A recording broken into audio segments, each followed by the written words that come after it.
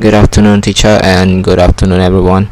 My name is Seha, and we are group 5. We have a 4 member. Today, we're gonna cover about the chapter 17, which is about the pro-social and anti-social behavior. So, before we jump into the presentation, I would like to give you a short definition about the pro-social behavior. Actually, it is the behavior that push us in order to get advantage in communication with the people. And people with a pro-social behavior are easily making friends rather than a common one. So in the contrast, what is anti-social behavior? It is the behavior that aren't easily keep in touch with a stranger or the other people. People who have antisocial behavior are preferable to stay alone or stay away from the crowd. And after we give a presentation, you won't have a question anymore. You won't keep asking yourself, why do people affiliated? What factor influence interpersonal attraction, or how do liking and loving differ? And yes, this is the content of our presentation.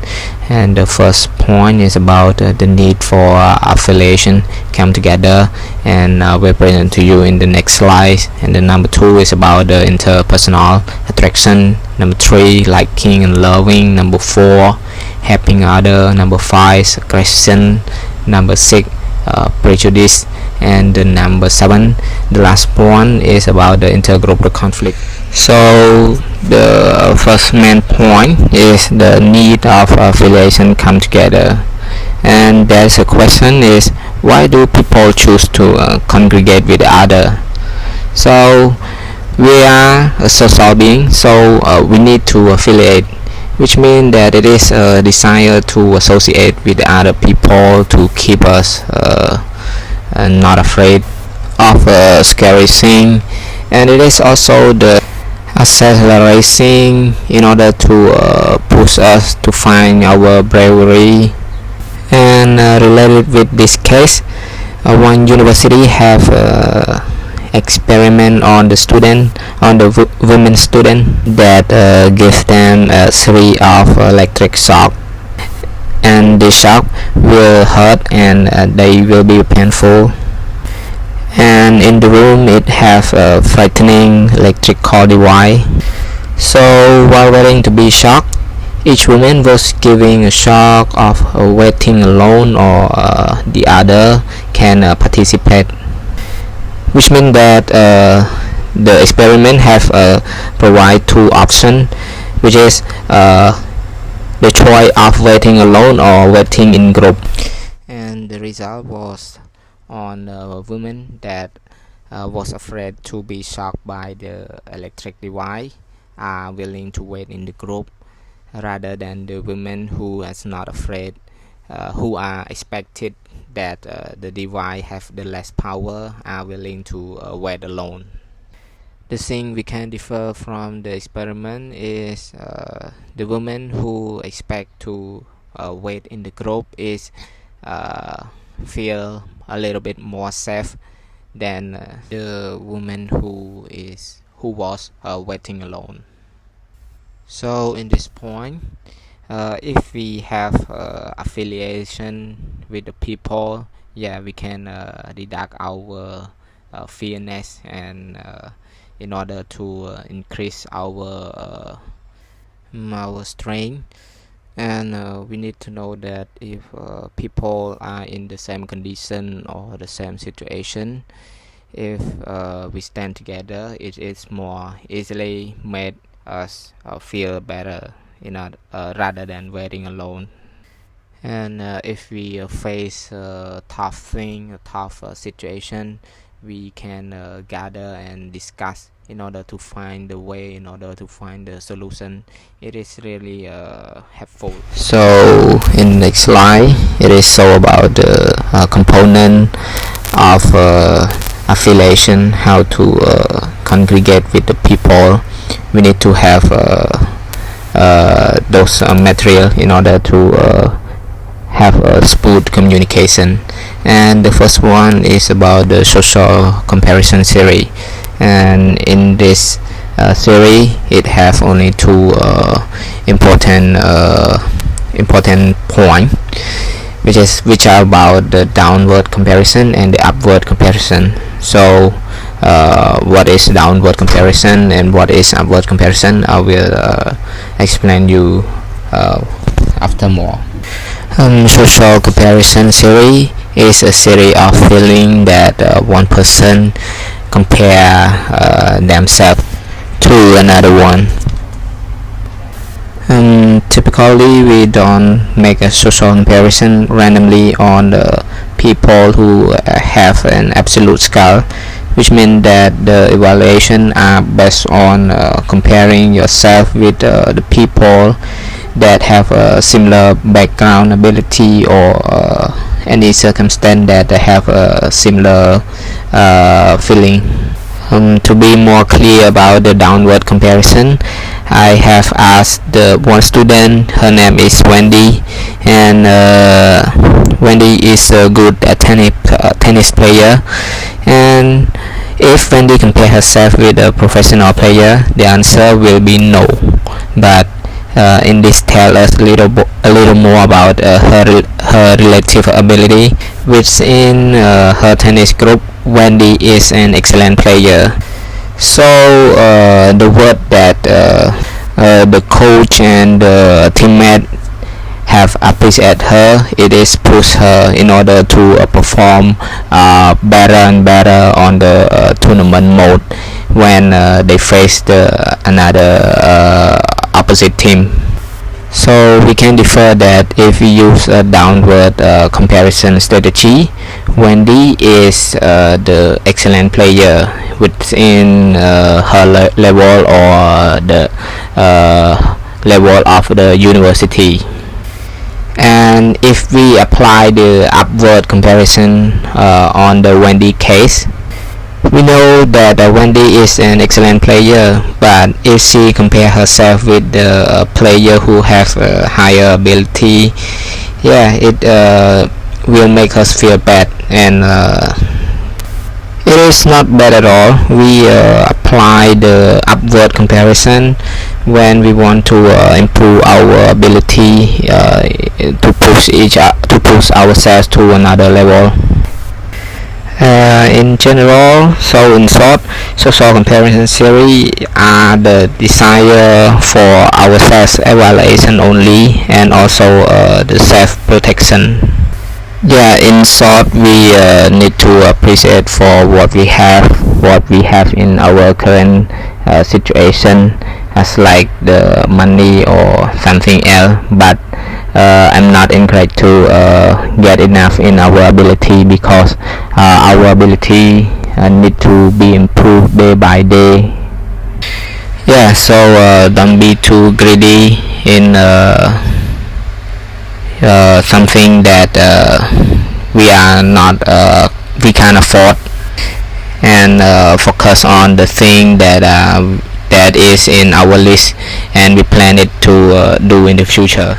This point is show us about the interpersonal attraction, social magnetism, and the below mentioned point is about the component in order to combine and makes it into the attraction in the society.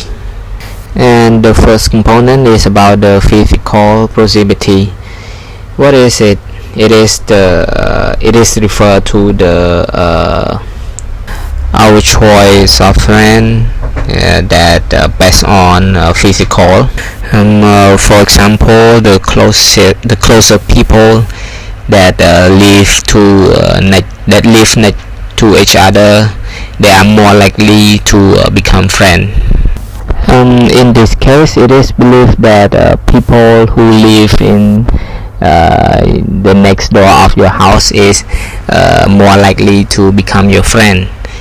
It is the scientists prove that 70% of friends come from a local friend and a neighborhood friend. Okay, let's jump to the another component of the attraction of the society, and it is physical attractiveness.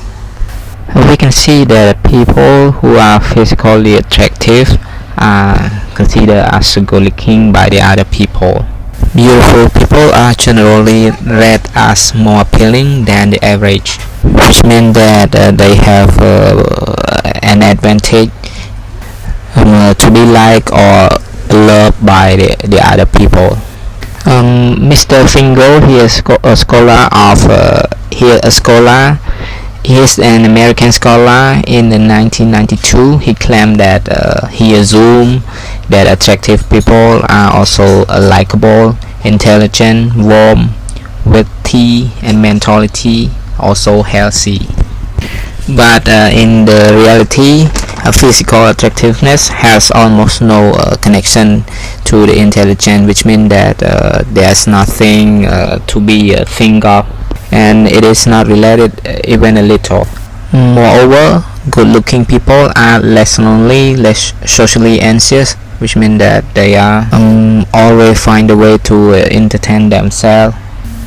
Even they have popularity and also more socialized skill, and also sexually experienced than unattractive people. So this is the reason that physical attractiveness is the factor that push in order to have the attraction in the society. And another component of attractiveness in society is competence. Yeah, it is the ability to do something that related with the people who have knowledge, and also people who have the talent. Here I raise one example about the competence. Let's talk about our class. Let me mention that we in our class we got one student who know everything, and we consider he or she as the outstanding one.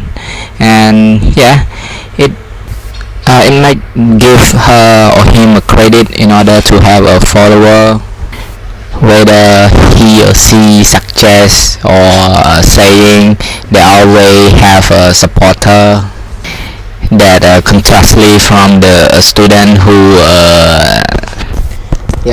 we can say the common one, the normal student. Yeah, normally they really have support. I just raise it as an example, and but it is true. So let's talk about the few component, the attraction in society, and it is the similarity.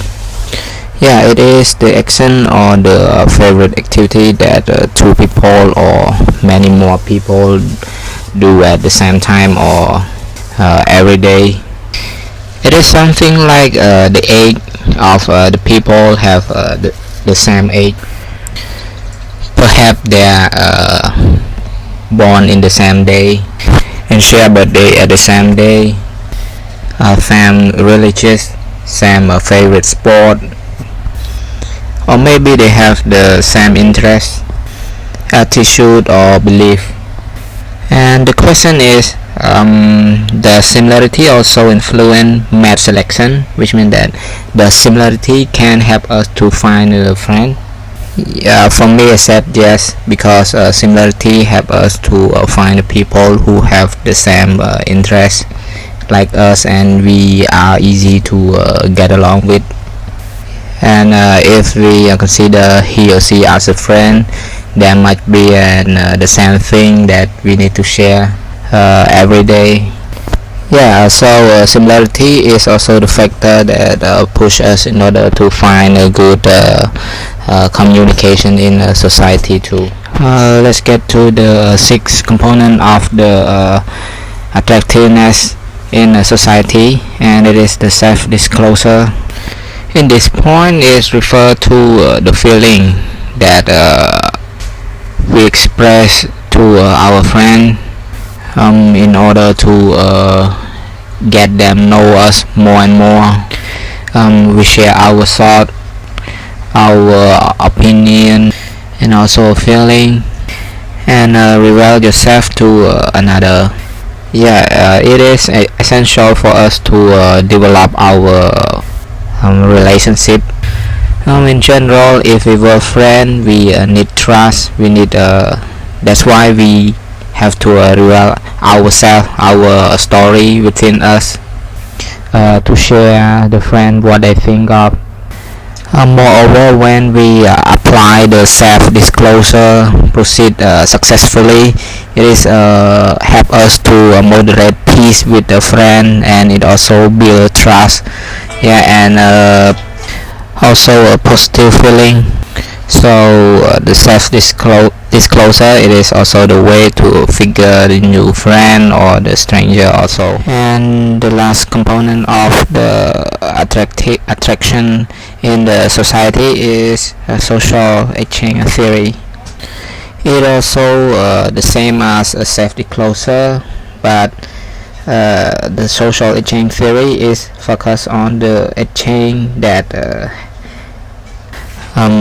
intention, information, affection, favor, or the like between people and people. In many social exchange, people try to minimize their reward while minimizing the cost, which means that they value friendship more than they expand. In short, we can say they value friendship more than money, and as long as the friend benefit got occur, the cost of the expand is not a problem. So this is the end of my part, so let me hand over to my group mate to share all of you her presentation. Hello everyone, my part is about liking and loving. And since it's about liking and loving, so I have one question for you. Have you ever feel that you're not sure whether you like that person or you love that person? Okay, so yeah, for me I feel the same way, but now it's time it's time to reveal whether you like that person or you love that person and what kind of relationship that you have toward them.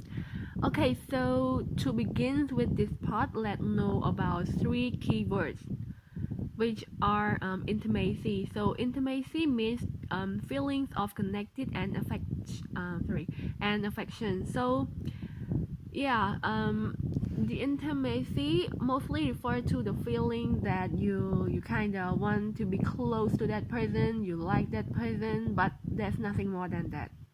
Just yeah, liking something. Okay, so for the second one is about the passion, which means that the deep emotional or sexual feeling.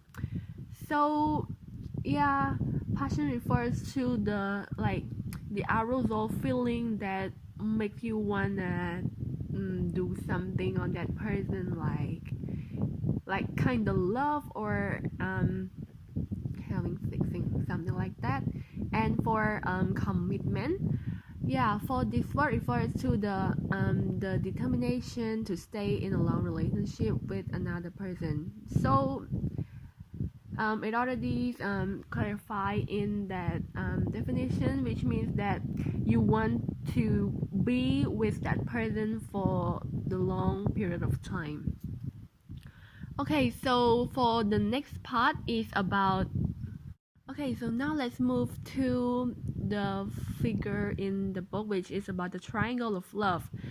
Okay, as you can see, and you also know that in triangle there are three sides, and yeah, and in those three sides we have in infatuation and empty love.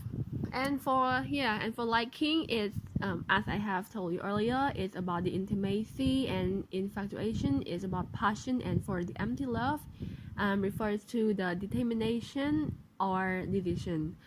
So between those Between those three sides, we have romantic love, fatuous love, and companionate love. Okay, so to know more deeply about these three, I mean, these three sides, and also the meaning of those different type of love. So let's move to the next slide. Before getting into the meaning of those 7 type of love, so now let's answer to the question that I have asked earlier, which is about whether you ever not sure that you like or you love that person. Okay, so to answer to this question, actually there are 3 questions that you have to answer. Okay, so now let's try together. Now, first you have to think of a person that you love or you like, and then you have to ask yourself 3 questions. The first one is, do I feel intimate with that person? And then, do I feel passion for this person? And the last one is, am I committed to this person? Okay, so I think you guys already have answers to those 3 questions. Okay, so now let's move to the type of love. I mean, what kind of love that you have with that person. Okay, so let's start with the first one, which is non-love. So if you if your answers are no to those 3 questions, which means that you don't love or you don't like that person at all. And for the second one is liking. Yeah, if you answer that you feel intimacy with that person, okay, so it means that you like that person. And for the next one is infatuated love. So if you answer yes to passion but no to intimacy and commitment, so that's the type of love that you're having now. And for the next one is about the empty love. So you have empty love if you say no to intimacy and passion and yes for the commitment. And the next one is about the romantic love, which means that you say yes to both intimacy and passion but no to commitment. And for the next one is about the companionate love. Yeah, if you say yes to intimacy and commitment but no for passion, that's the kind of love that you're having. And for the next one is the fatuous love. If you say no to intimacy and yes to both passion and commitment, now you're having the fatuous love. And for the last one, if you say yes to those 3 questions, you are having consummate love. And that's a good one, congratulations. But let's see the definition or the meaning of those 7 forms of love, because now you already know what kind of love that you have, and let's move to the meaning of it. Okay, so if you found out that you're in the liking type, so yeah, and mostly it's about friendship. You just consider him or her as your friends, no more than that. And for another one is about the companionate love.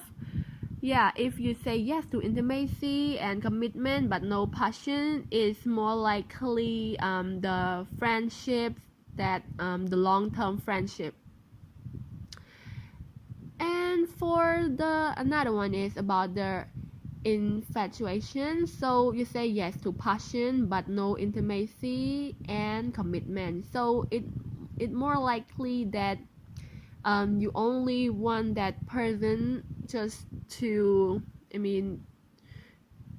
to fulfill your emotion. You don't love that person at all. And after you've I mean that your desire or your emotion is fulfilled, and yeah, you stop involving that person anymore. And for another one is about the factual love. So for factual love, it means that you have passion and commitment but no intimacy. Yeah, we people mostly they call this kind of love is as the whirlwind relationship, which means that the relationship that you once you see that person, you don't even have the feeling of love or like, but you just want to be with that. You just want them to fulfill your feeling or your happiness, and then you also have the commitment to be with that person for a long time. And yeah, it sounds like silly because like there's no connection at all, but you just want to be with that person for a long time. And for another one is the empty love. So for the empty love refers to the love that only have commitment but no passion, intimacy. So yeah, you already know about the Khmer tradition that they mostly parents arrange marriage for their children. So the kids, they don't really know each other for a long time and don't feel connected at all. So once they get married, their goal is to be together for a long time, but they have no root, and they just don't want to. They have no passion and the good feeling toward their partner at all. And for the next one is about the romantic love. So romantic love is the love that contains passion and intimacy, but there's no commitment inside. So it's more likely you just you see that person and you love that person and you want to have fun with that person, but you don't want to marry that person, and that's the thing. And the romantic love is mostly happen in teenager and also young adult, because they just want to be in relationship or be girlfriend or boyfriend with that person, but they have no commitment. They don't want to they don't think about their future at all. They don't have commitment to be together until the old age. They just want to fulfill their desire. And for the last one, which is consummate love, and also I can say that this one is the perfect one or the ideal one, because this kind of love is is completed and is full of passion, commitment, and intimacy. So the three foundation or basic of love are inside the consummate love. So this love is unbreakable. And okay, so now let's take a look at love and attachment. So there are three types of the attachment. The first one is about the secure attachment. It means a stable and positive emotional bond with caring, intimacy, supportiveness, and understanding in the love relationships. When a couple that they have secure attachment with each other, they show support for their partners, and they have the faithfulness in each other, which means that they can they are holding on the true love, and And I can say that it's like the consummate love that they have both three foundation of love, which are intimacy, passion, and commitment. So yeah, they love, they like, and they willing to be with each other for a long time. Yeah, and let's move to the next one. Is about the avoidant attachment. So it means that a fear of intimacy and a tendency of resistance to commitment to others. So for the avoidant persons, they tend to pull back when things don't go well in a relationship. So I can say that that person, they have they are not reliable and have no commitment to be in relationship with with someone. And the reason is that they have trust issue on others. Like I can say that mostly if you talk about the real case of our society, mostly that person, they have ever experienced the broken hearted, which means that they have been in relationship before, and they was cheated, and they broke their heart so bad, and then they afraid of love, they afraid of falling in love again, and they also swear themselves that they don't want to involve in love, or they don't want to be the victim of love. And for the last one is about ambivalent attachment.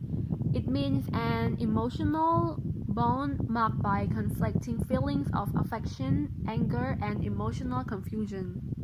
We can say that if that person are ambivalent, they regard themselves as misunderstood and unappreciated love at all. And they tend to have the feeling that their friends or their partner have no commitment to have the long-term relationship with them, and they always think that their partner will leave them one day. And yeah, I can say that they are living with doubt, that not sure about their relationship, like when their partner will leave them. And yes, that's the thing. And also related to the trustworthiness as well. Okay, so now let's move to the fourth part of this chapter, which is about helping others. Okay, another question for you guys. Have you ever wondered that why someone help another person but the other they don't have? So the answer will be shown in this part of the chapter. Okay, so let's take a look at this figure, which is the decision tree that summarize when a person decide to help or not help that person. Okay, so now let's get started with the beginning. Okay, so now we are at the start, and okay, so let's imagine with me, and when and that time there is a person is asking for help. So yeah, and if that person, or okay, so let's consider you as the helper, or I mean consider yourself as you are the actor of that case. Okay, so again, for example, if you are at somewhere and there are someone asking for help. So now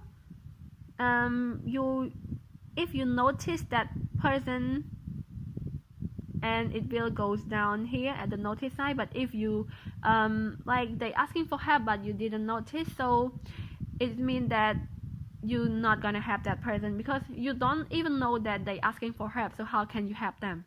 Okay, so in case that you notice that person, you will start to think, oh, that person is asking for help, but are they are in the emergency or it's not?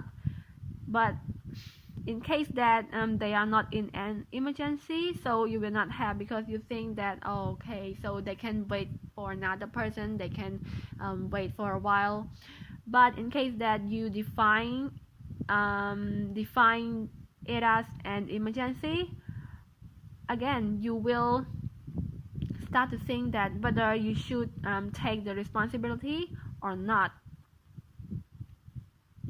And if you think that, oh, I'm not responsible, you're not responsible for that, so you might not have, because you don't care. And for in case that you think that, oh, I should help that person, I should take some responsibility on that, so you will help. And yeah, that's what happened in our daily life, that some people they help, some people they don't help, some people they don't help because they don't notice, but some people they don't help because they don't think that it's their responsibility, or it's in the emergency case. Okay, so now let's see who will help whom. So yeah, as you can see on the slide that we have the sign for who and whom, which means that who is the active and who is the passive. Okay, so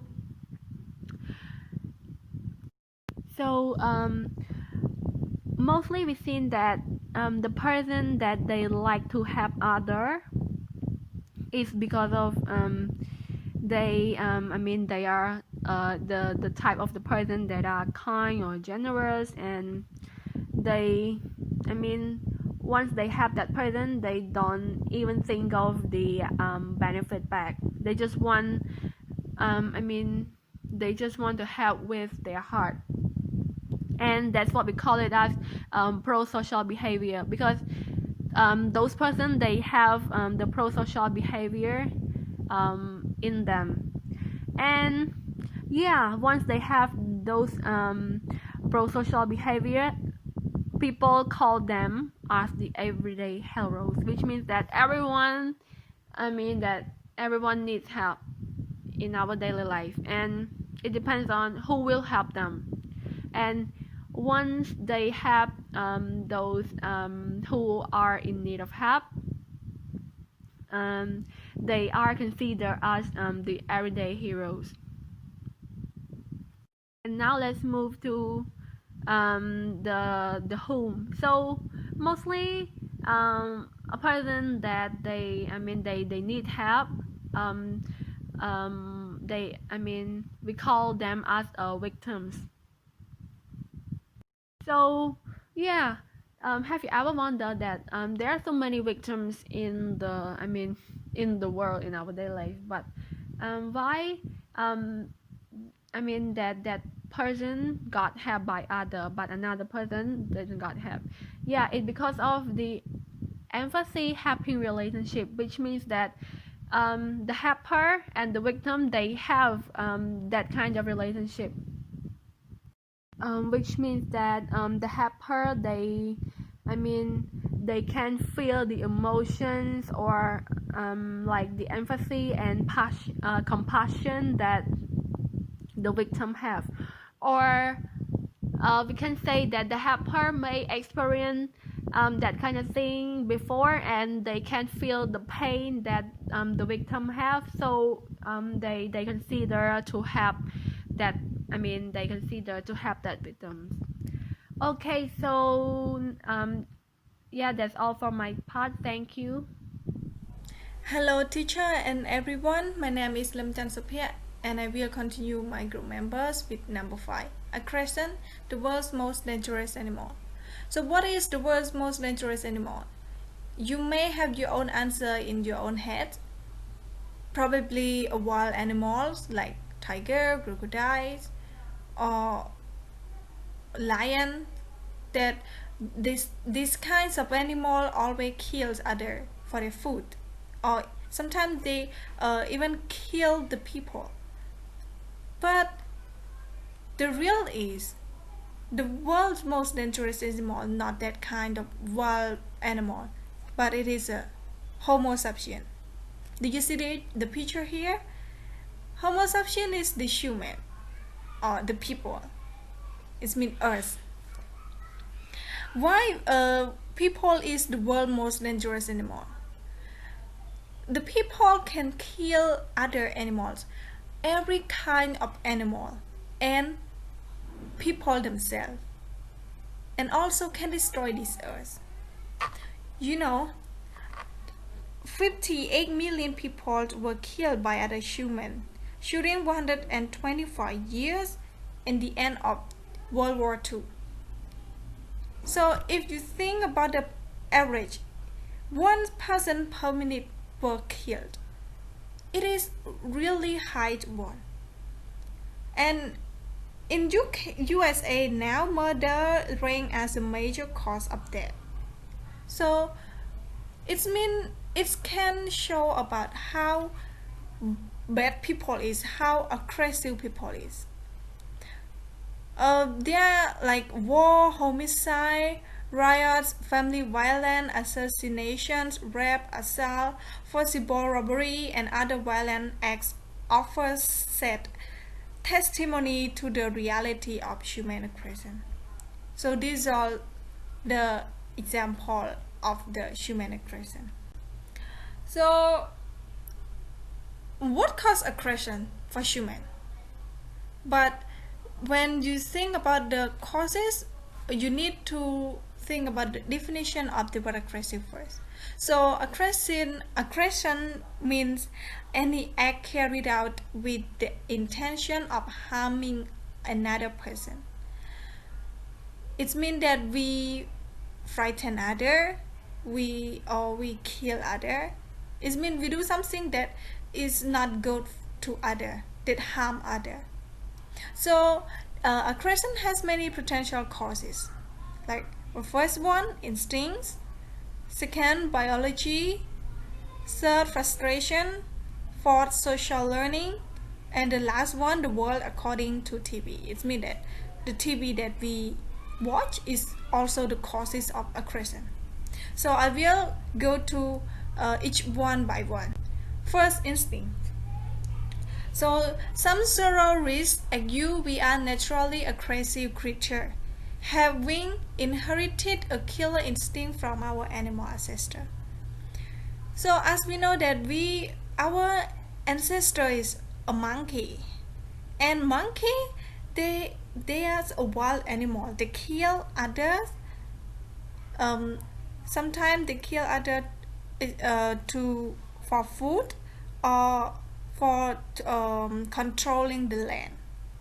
So some scientists they said that it is because of our ancestor, our instincts. But it's not the real reason, because some individual human culture show little hostility or aggression. If we think about instinct, but why some people they are really aggressive but some are not? And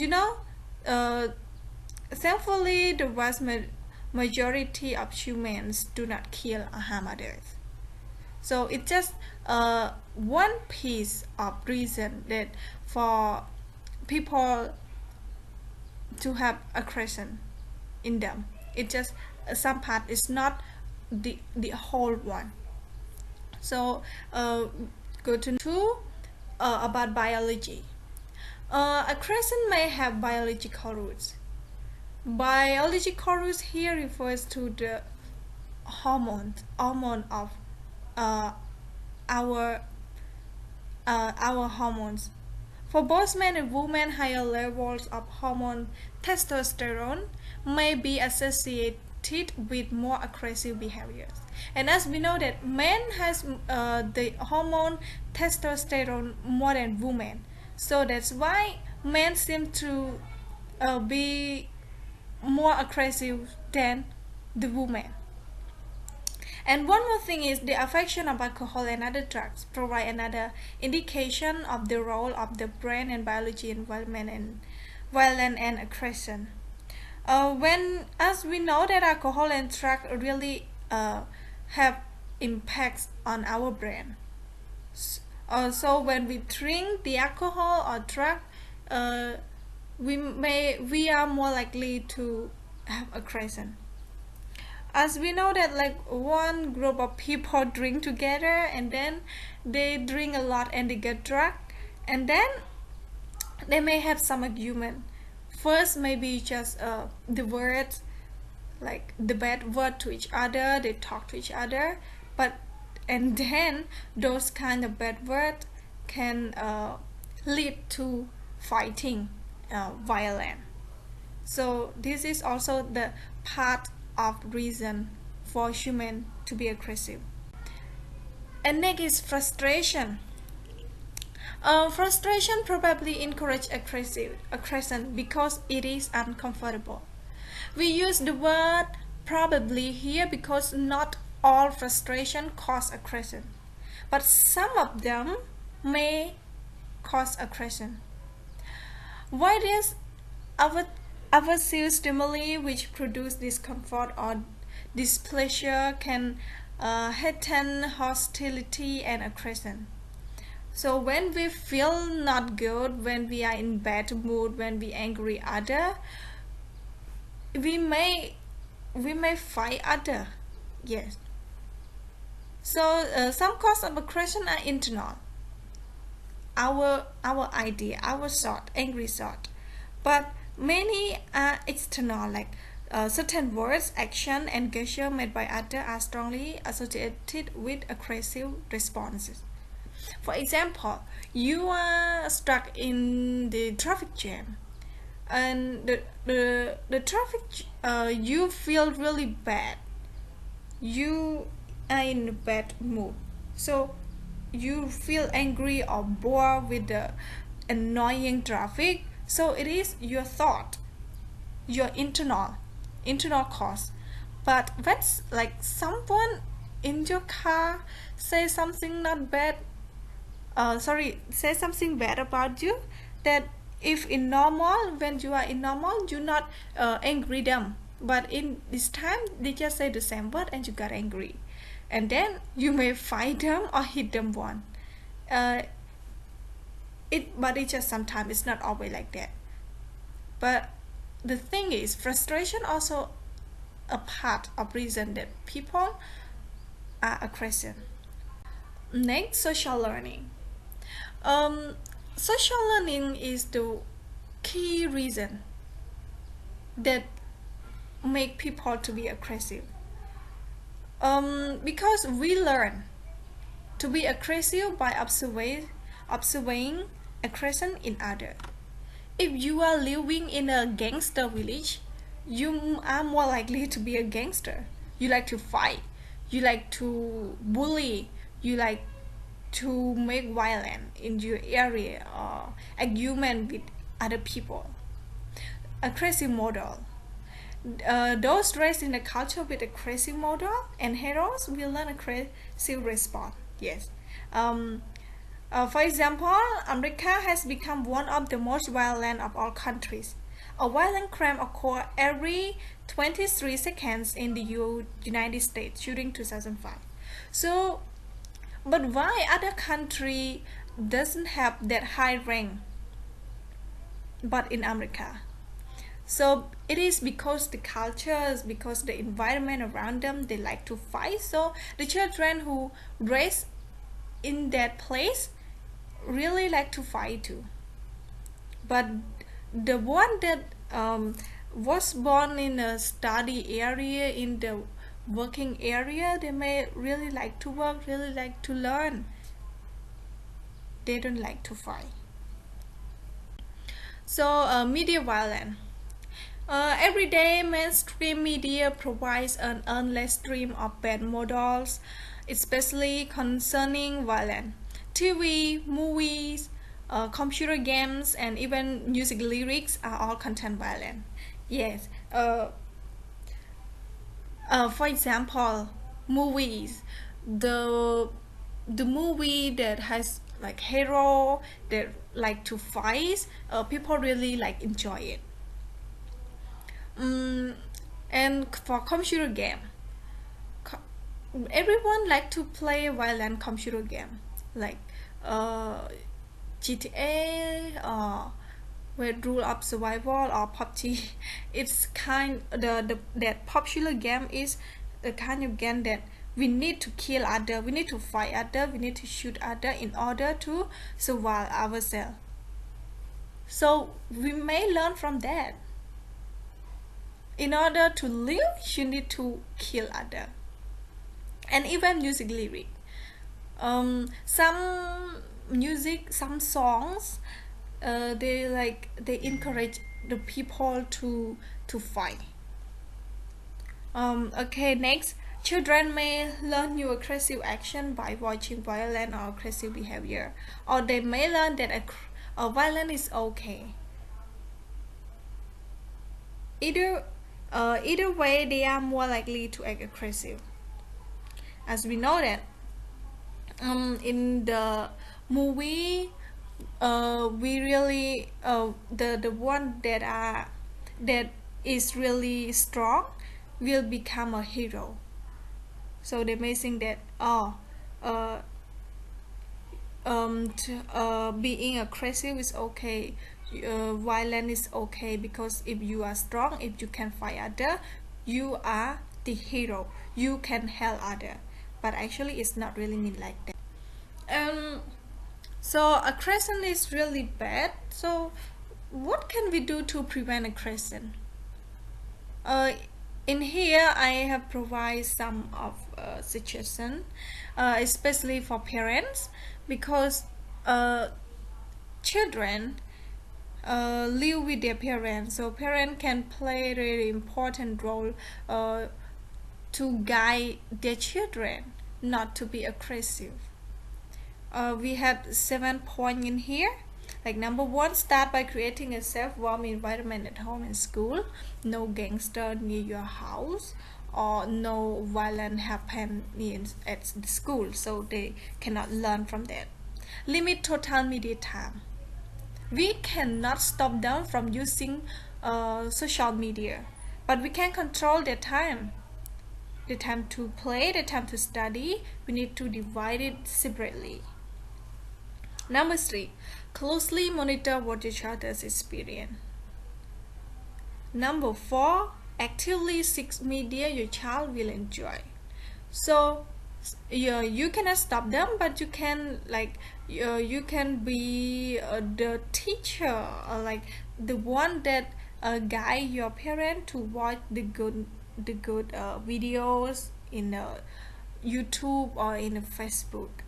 You recommend for them, so sometimes they will enjoy what you tell them. But if you let them do it by themselves, they may see the aggressive action on the social media and they learn from it. Number 5, explore media with your child so that you can counter what is shown. Yes, you need to near your children. You need to stay with your children a lot to check that what does it have in the watch list of their Facebook or YouTube or Instagram, something like that. And number 6, discuss the social conflicts and violence solutions shown in media. Sometimes we cannot escape from the violent videos, so but when we meet it, we see it, you should discuss the solution with your children. Ask them, if you were the boy in that video, what should you do if you don't want to fight them? So let them think, and then they may think, oh, if I don't want to fight them back, I may run away or don't talk to them, just ignore them, something like that. Number seven, show by your own disapproval that violent TV and computer games hero are not the one to emulate. Yes, you need to tell them you are the one that guide your children. You need to tell them that it is just in the movie, but in real life it's not really like that. You cannot follow your hero. You are not like Spider-Man. Spider-Man can kill other to help uh, another one else, but you cannot do like that because in different situation. Yes. um Next, TV as a positive moral. uh as we know that we learn aggressive from TV, but we also can learn the positive way from the TV too. And the best example of TV as a positive social force, educational program. Uh, if I remember in the previous time, we used to have the program, Do You Clever Than a Student in Grade 5? Yes, this is a good program that like provide a lot of knowledge for children to learn, or something, some program that make them think or do some exercise and then give gift to them, so they will like it. As a model for positive attitudes and responses, TB could be used to promote helping, cooperation, charity, and brotherhood in the same way that it tend to uh, stereotype and encourage aggression. So just change the program from the aggressive aggression program into a educational program, charity program, brotherhood program, something like that.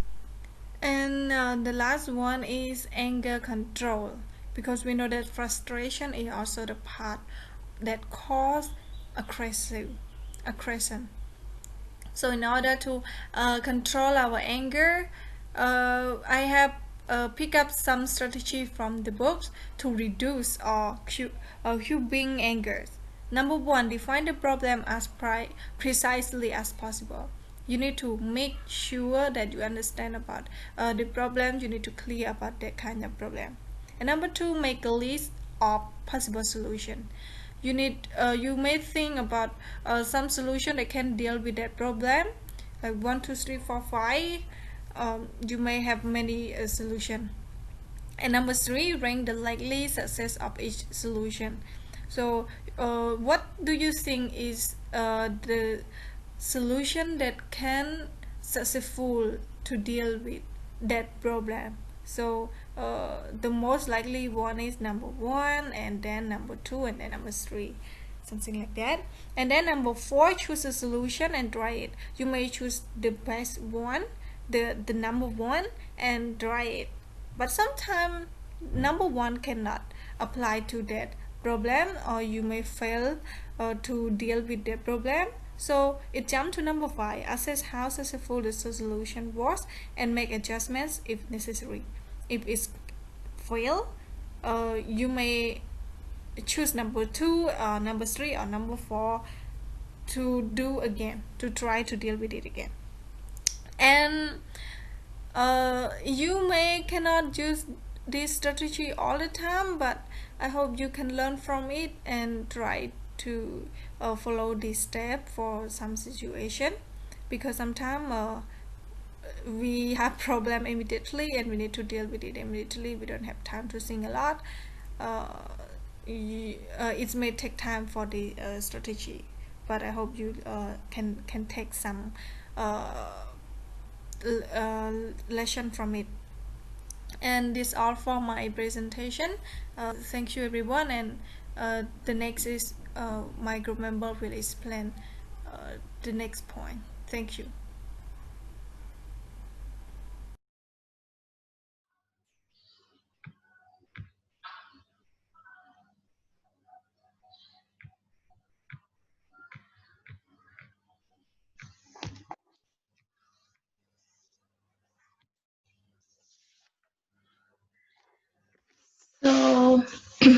Hello, teacher and everyone here. My name's Nosomani, and I will continue from Sopet with number 6 and 7. So, what is prejudice? Prejudice is a negative emotional attitude held against members of a particular group of people, and it's an all too common a part of our daily life. And the second is about what case prejudice.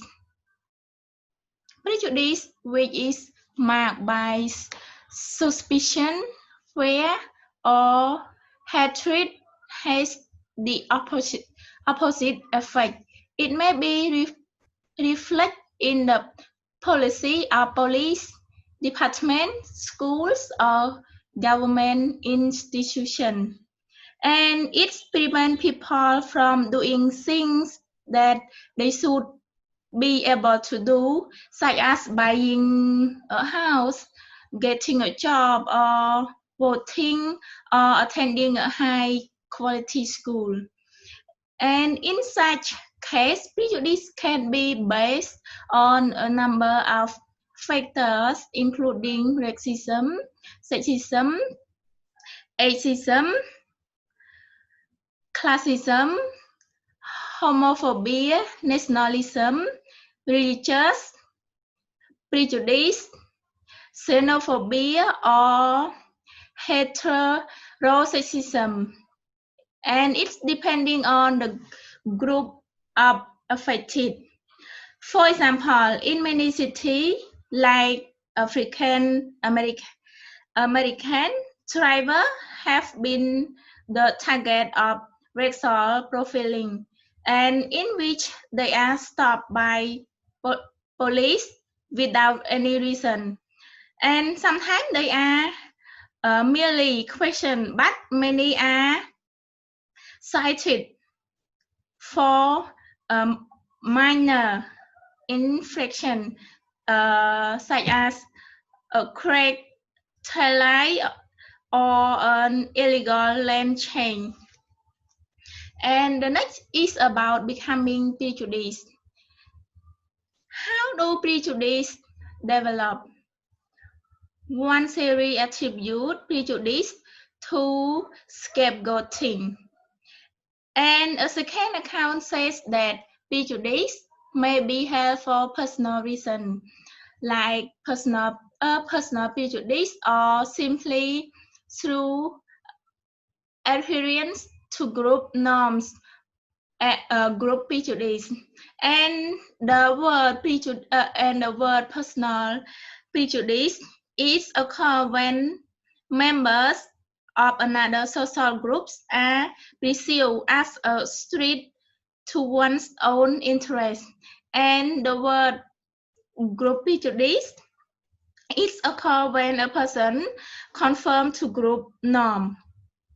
And we can say, for instance, that you have no personal reason for disliking our group members, and nevertheless, your friends, acquaintances, or co-worker accept it of you. And prejudice, discrimination, intolerance, and stereotyping that makes the lives of many people. And one more thing, prejudice individuals tend to have an authoritarian or domestic personality, and characterized by rigidity, inhibition, intolerance, oversimplification, and ethnocentrism. And the last one is about intergroup conflicts gives rise to hostility and the formation of social stereotypes. And the stature inequality tend to build prejudice, and equal status context tend to reuse it. And the second part is about the prejudice personality.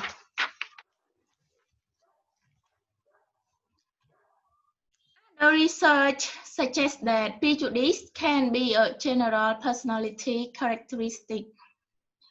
And this research the researchers started out by studying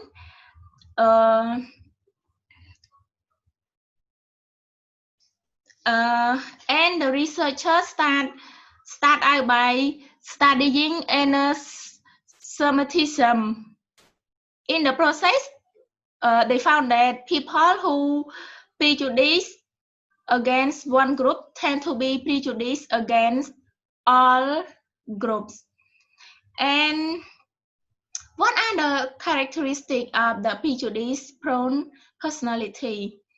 The authoritarian personality is marked by rigidity, inhibition, prejudice, and oversimplification, like black and white thinking.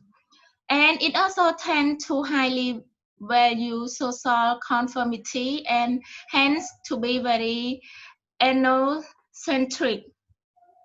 And the word ethnocentric is referred to placing one's own group. It means that all the center, usually by rejecting all the other group. It means that they don't like the other groups. They think that their group is the best. And they put more simply, also authoritarian consider their own ethnic group superior to the others.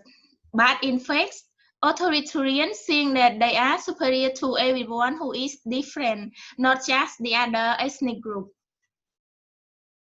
And the authoritarian belief it have 7 main points. And the first point is about obedience and respect for authority are the most important virtues children should learn. And the second is about people can be divided into 2 distinct classes, the weak and the strong. If people would talk less and work more, everybody would be better off. And the third is about what is country need most, modern laws and political programs. Each of you courageous terrorists develop leader in whom the people can put their faith. And the next is about nobody ever learn anything really important except through suffering.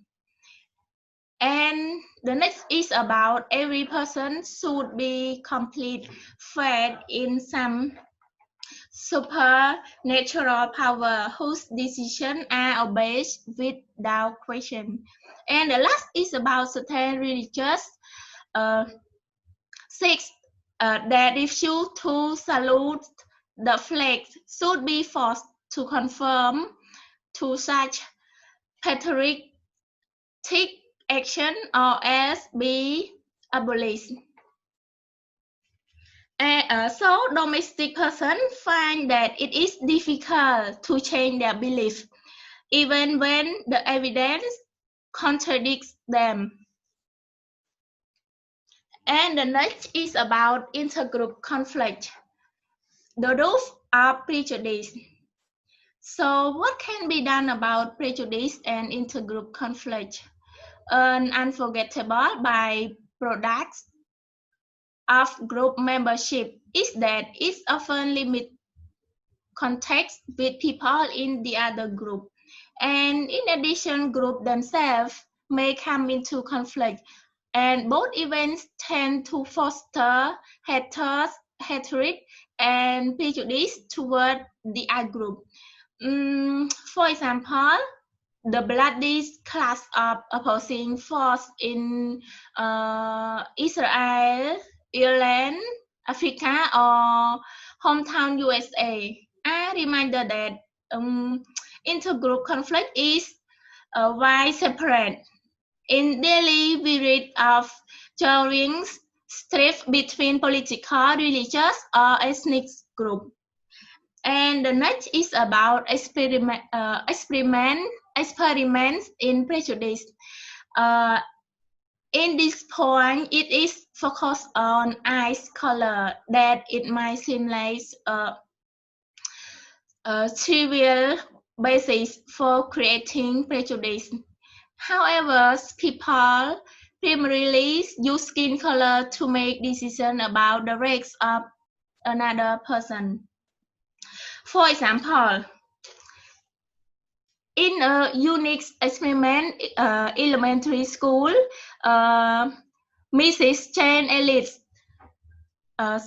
sought to give her pupil direct experience with prejudice, and on the first day of the experiment, Mrs. Ellis announced the brown-eyed children to sit in the back of the room, and they could not use the drinking fountain. But the blue-eyed children were given extra recess time and got to leave first for lunch. And at lunch, brown-eyed children were prevented from taking second helping because they would just waste it. And brown-eyed children and blue-eyed children were kept from mingling. And the blue-eyed children were told they were cleaner and smarter. And at first, Mrs. Ellis made an effort to constantly criticize and belittle the brown-eyed children, but she was surprised. The blue-eyed children repeatedly joined in and were soon outdoing her in the vicinity of their attack. And the blue-eyed children began to feel superior, and the brown-eyed children felt just plain a fool. And fight broke out, and the test score of the brown-eyed children fails. And the next is about how lasting were the effects of this experiment.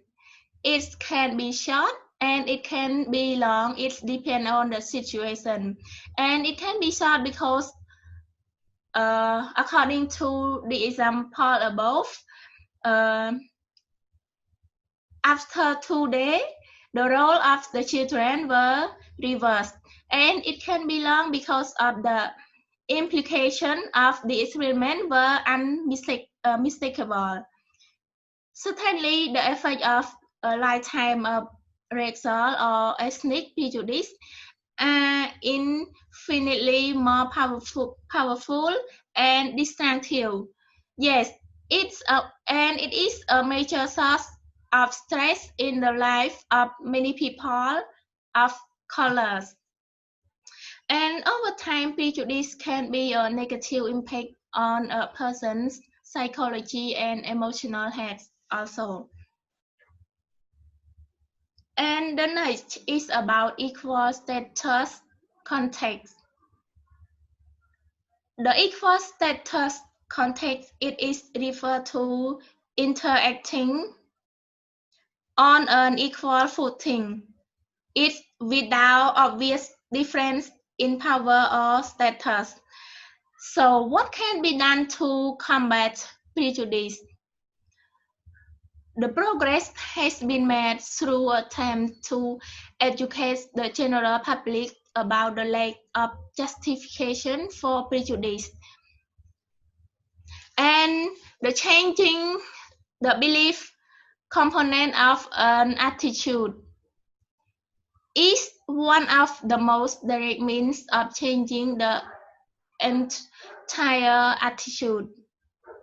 As we noted earlier, there is often a wide difference between attitude and actual behavior. until non-prejudice behavior is engineered, change can be quite superficial, and much evidence suggests that the equal status context does in fact lessen prejudice. For example, European American women that who live in integrated and segregated housings protect were compared for changing in attitude toward their African American neighbors. And the women in the integrated protect show a favorable shift in attitude toward members of the another racial group, and those in the segregated protect show no change or actually become more prejudiced than before. And the next is about subordinate goals. Subordinate goals are also an important factor in helping peacekeepers constructively engage with people from the other nationality. And in psychology, it has emphasized the concept of subordinate goals on the keys to reducing intergroup conflict, and it can be racial, religious, ethnic, or national. And on a smaller scale, Jigsaw classroom that teacher put the children a test. Children can help each other prepare for their test, and as they teach each other what they know, the children can learn to cooperate and to respect the unique traits of each individual. And it has been shown to be an effective way to combating prejudice. And the prejudice will be reduced when, by equal status context with the other group, and by mutual interdependence which promotes cooperation. And the members of different groups have equal status, winning the situation that bring them together. And one more thing, it can be used when members of all groups seek a common goals. And the last is about groups member must cooperate to reach the goal together. So that's all to my point, and that's all to our lesson. Thank you for your